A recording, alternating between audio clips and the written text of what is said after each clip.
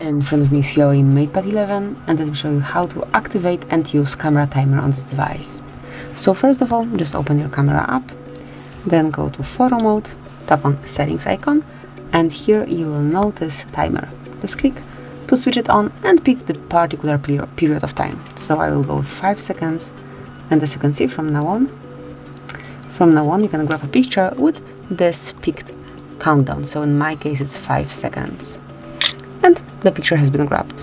Whenever you would like to change it or switch it off, just go to the settings again, pick timer, and either pick another period of time, 2 or 10 seconds, or switch it off by selecting off. And that would be all. This is it.